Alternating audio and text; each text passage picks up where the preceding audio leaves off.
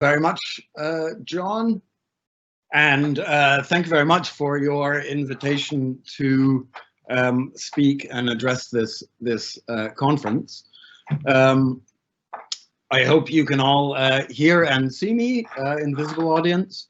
And I'm Phil Karsgaard from Addyman Archaeology, and I'd like to talk to you today about our investigations at a site in Leith, which I think really touches on a lot of the aspects of the human occupation of Leith in its medieval and post-medieval history, particularly slightly out with that urban core that John was talking about a little bit earlier today.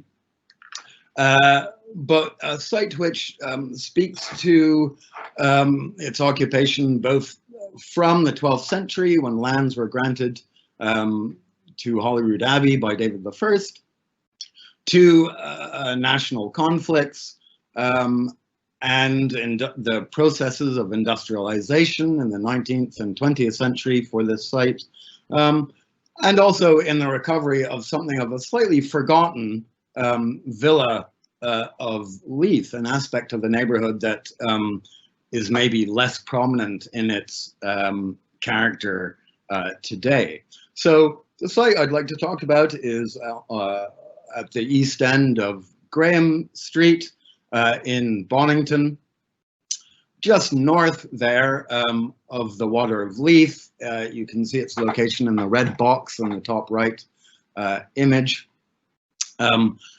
The property boundaries of the site as a whole would have gone all the way down, I think, to the Water of Leith.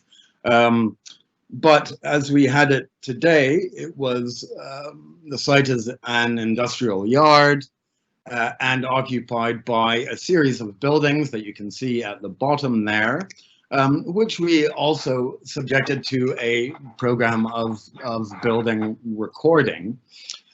So at the left there, you can see building 1, which I'm going to talk about a lot, an industrial shed. And on the top right there is building 2, even more unprepossessing, really, and the core of the vehicle shop that's mentioned in my title.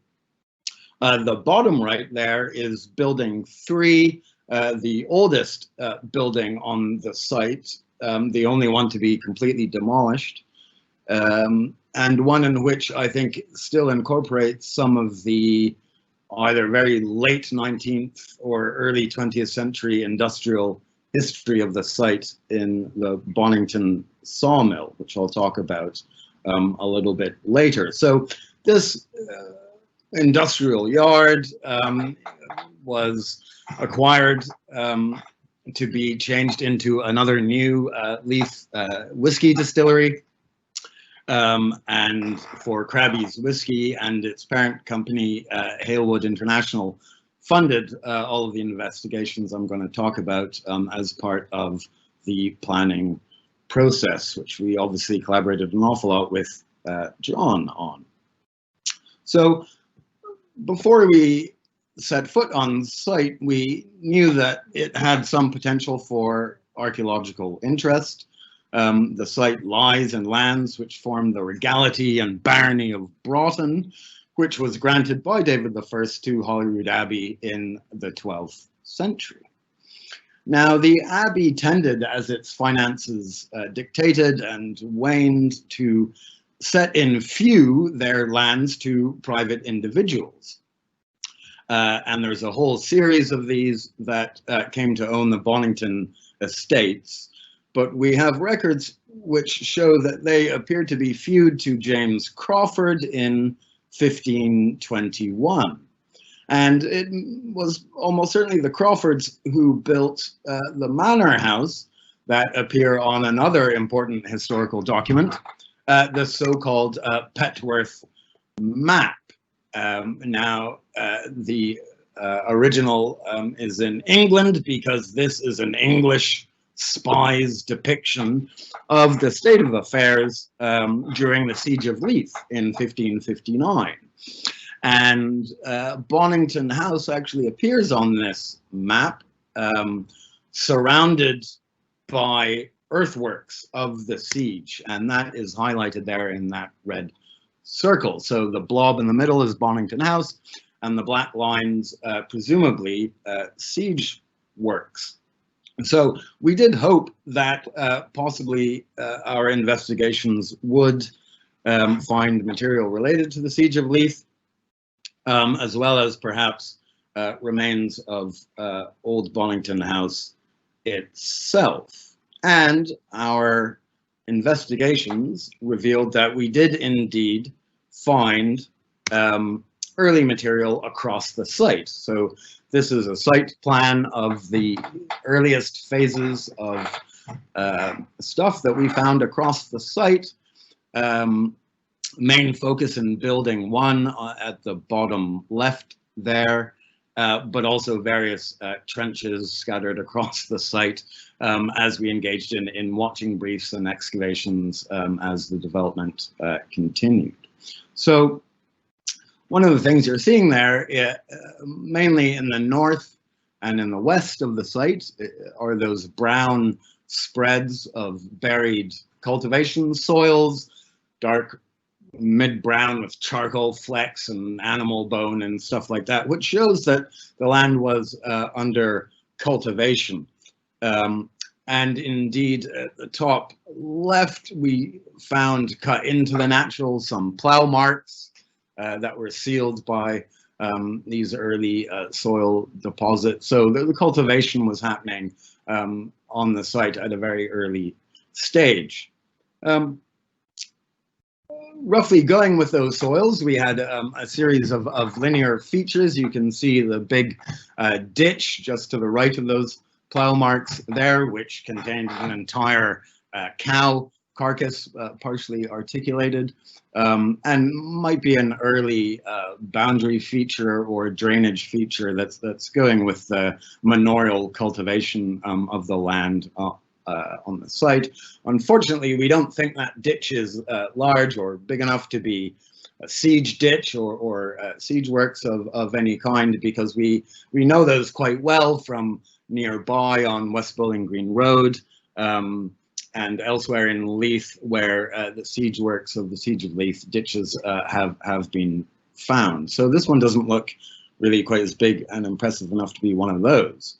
But from another little ditch there circled, we did find what turned out to be an almost entirely complete, although smashed, vessel in situ in the bottom of the little ditch there, which you can see in situ on the left, and the sherdage spread out at the top right there. And this is a Scottish white gritty ware cookpot vessel. It's a little bit squatter than normal, but otherwise, Julie Franklin, our ceramicist from Headland Archaeology, who looked at our ceramics for us, says, but the relatively typical form with a sagging base and bowed walls and that clubbed rim that you can see there. And on the outside, it has some splashes of olive and amber lead glaze on the underside of the base, but those really represent accidental splashes of glaze from the kiln, from the firing process, and shows us that the pot was fired in a kiln with glazed vessels in it, and that sort of arrow-shaped splodge on the bottom right illustration by Alan Braby there is one of those drips of this glaze going up the pot as it would have been upside down in the kiln. So the pot, it's most likely to date from the 13th or first half of the 14th century. And its completeness really suggests that it was deposited around the time of the end of its use life, and so the ditch is probably going with that sort of date range. Now, those brown soils that we also encountered across the north and west of the site contained a handful of other ceramics, including post-medieval oxidized jars and also some Rhenish stonewares, both of which might be from the first half of the 16th century or so. And is part of, from the Low Countries, Scotland's sort of international connections at that period, and sort of common for later medieval Scottish sites.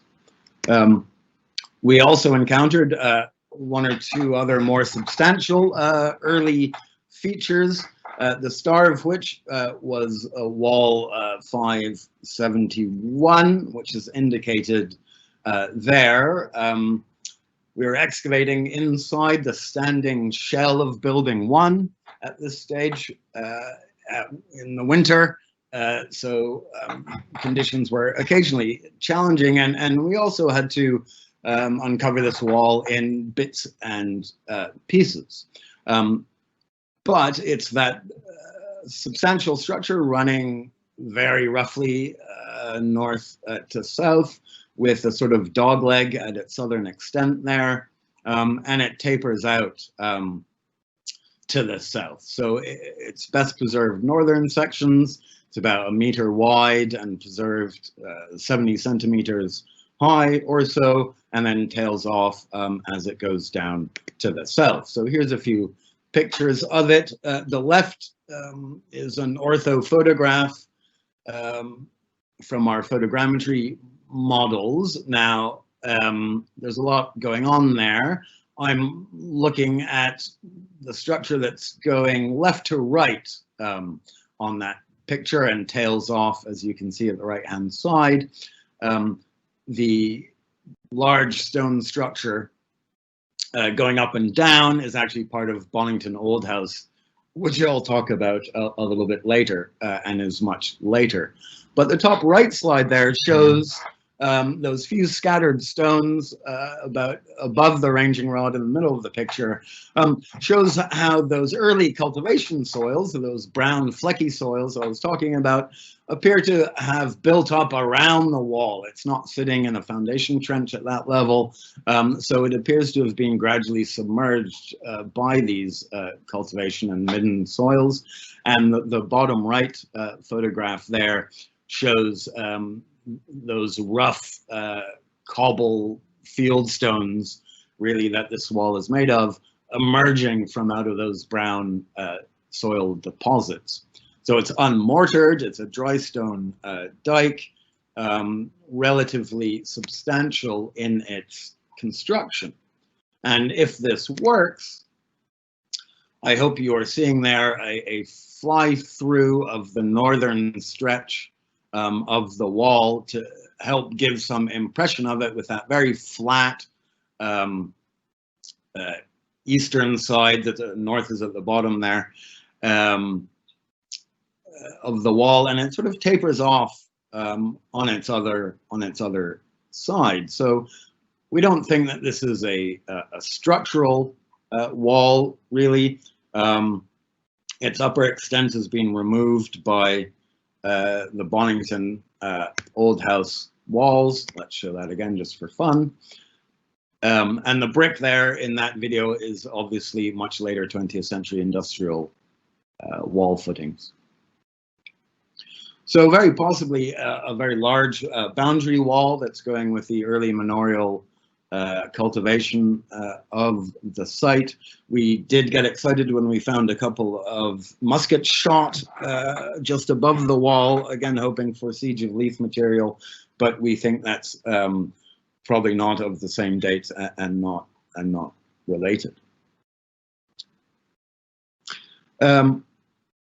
The other main focus of our investigations was to try and see if we could locate any of the Bonnington old houses that were present on the site. Now, the building that you saw on the Petworth map was only an early incarnation of Bonnington Old House, which goes through several iterations and incarnations and is rebuilt. But we know from our map progressions and historical research that the building was still there in the 19th century. This Ordnance Survey Town Plan of 1852 shows Bonnington Old House, and the red line is our site boundary there. And by this stage, it's still in this, in its land, cultivated land, orchards and formal gardens on the south side of the building there. Another similar villa to the east, and the railway just starting to come through along the north of the site. Distilleries again to the south, so obviously industrialization has begun at this stage, but has not yet reached its fever pitch, which we do see by 1877 in the first edition 6-inch Ordnance Survey Plan, in which the branch railway comes through to the site, and we can now see that that curved site boundary is a relic of the old railway system, now no longer there, but has formed a continuous sort of plot boundary, and that's why our site boundary is curved on the right-hand side there. And here you can see Bonnington Old House increasingly penned in by both occupation and the industrialization of Leith, with yards starting to cluster all around it. So we had an evaluation stage of this project, and in doing so we overlaid these old maps with the present configuration of the buildings, and you can see Trench 5 there. We targeted to see if we could get bits of Bonnington Old House below the modern floors of Building 1 in that warehouse. And that was entirely successful, really. Throughout the various stages of the work, we were able to reconstruct a large part of the footprint of the building, which in this plan is the yellow walls that you can see there. And we basically found that the Bonnington Old House in this incarnation is, or can be reconstructed as a main long range going roughly east-west, you know, slightly to the north, with a wing extending to the north and a courtyard building on the line of that wing to the north as well, which is the yellow walls that you can see at the top of the image there. And parts of this we found in our main excavation in Building 1, and parts of this we found during watching briefs. But we're able to go out to the west of the building, where a new car park was being put in. So there's no great need for a great depth of excavation, but nonetheless, enough was taken off the top of the modern car park surface to just have the tops of those walls poking out, so that we could reconstruct the west end of the building there. So in the photograph on the left-hand side, you can see the west gable end of the building with two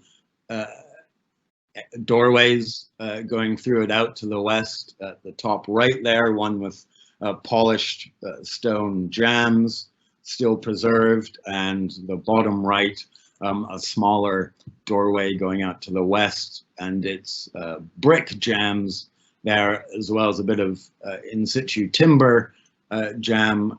Makes me think that certainly be modified a little bit later in the life of the building, and might be a slightly later doorway. But you can also see the return of the northern wall of the building and the top of the left-hand photograph. And features were preserved in there, like windows with gorgeously plastered window ingos there, and a further entrance at the bottom right that you can see with a step up out into the street beyond it.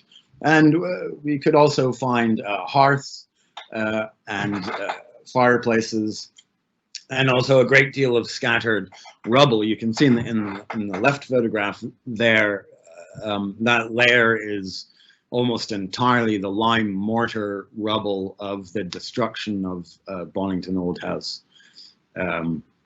in when it was just pushed over quite often. And in that we had slate roof tile and also pan tile, and also fragments of chimney pots and window glass and so on. So we can start to reconstruct even those parts of the building that that didn't survive at this level. So inside building 1 itself, we also found the walls of the building. Again, in this slide, you can see at the bottom of the slide, next to the ranging rod, those brown cultivation soils which these walls are cut into. Just above the ranging rod, you have a badly robbed out return wall, which is going north-south. And sort of in the middle and at the top of the picture, you can see how we first encountered these walls, very, very badly robbed out and appearing really just as a line of lime mortar. And beyond that, the very black soils beyond the brick column look like soils that were brought in for the landscaping of Bonnington Old House. They formed a very nice flat horizon and surface, and were abutting the base of the wall. So I think that was brought in to smooth off and flatten those southern gardens, which we saw in the plan, were where the formal gardens are, and where the frontage really of the building was, and the main doorway, which we also think we maybe have a trace of in this stretch of walling. So here's another photograph showing one of the main surprises of our excavation, which was a fairly well-preserved timber floor. At the ranging rod there, you can see the sort of blue-gray, cinder-rich subfloor fill, which was filling a half-meter tall void underneath that floor. On top of it, the remains of a preserved timber floor with the main joists going north and south, and a few of the timber floor beams going east-west across that. The interesting thing about this, here's another ortho photograph with a plan view the other way, and there you can see the timber floor, and close to the bottom of the photograph, the left to right wall, the main southern wall of Bonnington Old House, really there just as a track of mortar. But that little rectangular outpouching at that on the bottom of that wall looks to us like the base of a stair footing. And so if there's a stair and a doorway there, that may be the main southern frontage doorway. And I think a little bit of supporting evidence for that is that the trimmer beam in the floorboards there is forming a vestibule immediately opposite that step. And so that fits quite well with a doorway leading into a partitioned vestibule and then on into the rest of the building. And immediately to the right of that, there's another thin return wall, which was basically little more than a line of lime mortar and plaster. So this is not an early floor, it's a later floor going with the building, probably part of a later remodeling. Also inside building 1, we found the east side of Bonnington Old House, with its east gable end there, just above the ranging rod, associated with its exterior paving, quite rough, with gutters going down. And inside that, so away from us, you can see the two cellar voids in that building, which were dug out of the natural and then filled with rubble to provide some subfloor void or space. Really. The top right photograph there is showing the little courtyard building off to the north west with its yellowy white mortared, lime mortared main walls, and then a later concrete floor surfacing the space in between it. So that's the east side and the north side of the building that we picked up as well. Associated with the building, we had a fair amount of finds. I'm not showing anywhere near all of them, but here is a nice ceramic assemblage, which came from deposits. One of them was that blue-gray cinder below the floorboards that I showed you earlier, so a really good deposit for dating the floor. And also from pits and cuts that came from the southern area of the formal gardens, which looked like midden pits and soil improvement pits and flower beds and that sort of a thing. And the pottery is dominated there, you can see, by creamware plates, lots of them in the Queen's shape, and creamware bowls, and also white salt glazed stoneware plates with rim decorations. And at the bottom of that photograph, redware vessels, including brown glazed jars and bowls with various slip decorations on the interior. And those in particular can be dated to 1760s and 1770s, and with the creamware and white salt glazed stoneware plates gives us a nice sort of date range of the 1790s to 1810 or so, in which it seems that this Bonnington Old House was remodeled. We know that a second manor house after the Siege of Leith was built by the Duncan family, which then sold it to Thomas Brown, who remodeled it after 1717. So the material that we have there might be a secondary later remodeling after that first one. So there's lots of other constructional and building details that we're drawing out of this, but I think that builds up into a nice picture of what is almost a forgotten villa of Leith, and this can be supplemented with a historic image by Thomas Ross, LLD, from the 1870s, which depicts an incarnation of Bonnington Old House.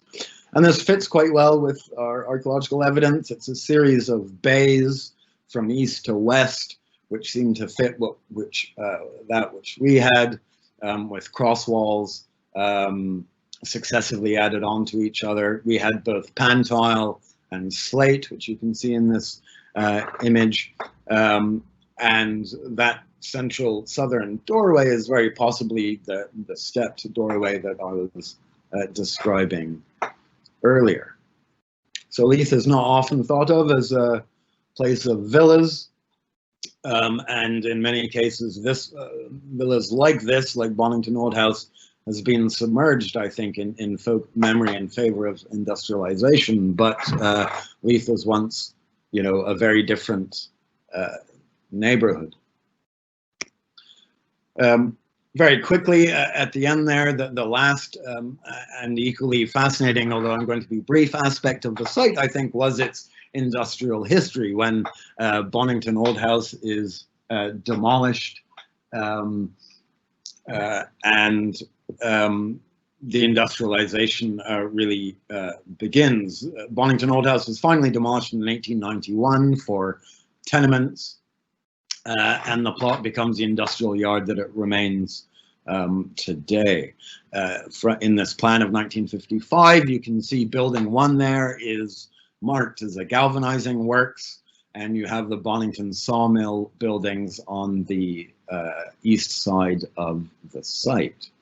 And indeed, in building 1, we found a number of industrial structures, and across the site actually. So the pinkish stuff on the right-hand side there is Bonnington Sawmill structures, and inside building 1 at the bottom left, a whole series of these kiln structures, I think, as part of the galvanizing works, which are visually extremely striking, just a single image here from them.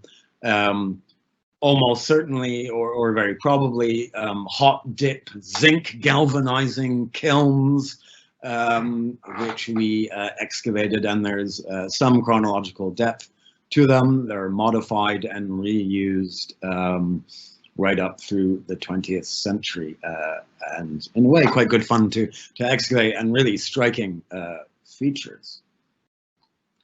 So I'll leave you with that, and my profound thanks, not only to John Lawson and CSIS, but Halewood for funding the investigations, Lease Architects Colorado Construction, who facilitated our works, Julie Franklin of Headland for the ceramics, and Alan Braby, and most particularly the hardworking field staff, particularly Antoine and Liz, seen here in a rare moment of slightly more gentle troweling.